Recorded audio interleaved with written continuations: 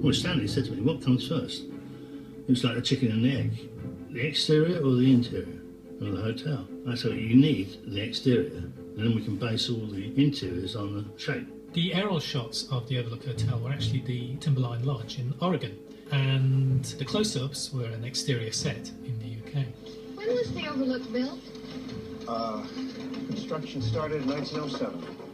Now, Kubrick was a stickler for authenticity.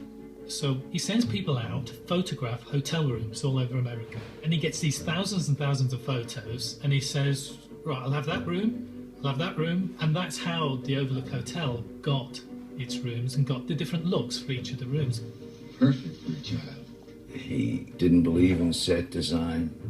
Why should I? He always said, why should I be so egomaniacal to think that of all the rooms that have already been made by all the great architects in the world, why would I suddenly come up with a new and better room? I'll just find either the piece of music that's been written over the last 150 years, or the room, or the shirt, or whatever it is. He just believed in getting the best of it and innovating within that.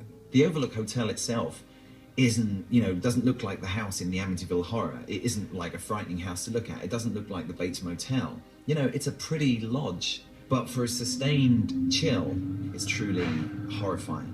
He did like the idea of the Indian graveyard, and because the Irani had all these wonderful Indian motifs, we decided we'd go that route, and I suggested doing a model.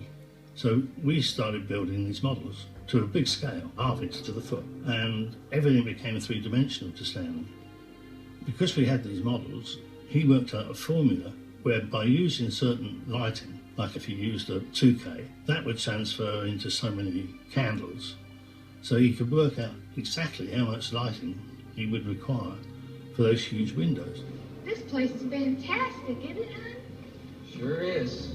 Each window outside had, in the one case, 700,000 watts of lights just ranked up and down on scaffolds that he built. And the other one, 1,000,000 watts of lights, so that the lights can be out here, come through the windows, creating this great whiteout. And it's that kind of light that happens in the high latitudes in winter. This cold light that just fills every part of a space and doesn't fall off, And when they crank those lights on, if you have the freedom to move in every direction, to look around, to follow somebody, to wheel around with them, as you do in life, in real life. Kubrick at this point was getting very preoccupied with moving camera as well. The Steadicam had just come in, and he was able to get Garrett Brown, the inventor of the Steadicam, to come and work on the film. It is a way of disconnecting a camera from the bloke who's holding it. In the simplest possible terms. People are always in motion. Cameras need to be immune to that motion. The result is you, the ever-moving guy, can keep moving, and the camera has a separate kind of motion. Whatever you want for it, you can do. On The Shining, since he built this whole hotel in an English studio, he could race along these corridors with the camera. Kubrick had in mind these low tracking shots, the Danny Lloyd eye level. So we simply inverted the camera end of it and hung the camera from its top rather than its bottom. And Stanley had a strange wheelchair made for him by a guy named Ron Ford that allowed Stanley handheld to sit in the chair and be pushed around, right? So in particular on that shot with Danny Lloyd in the big wheel, we contrived this wheelchair shot.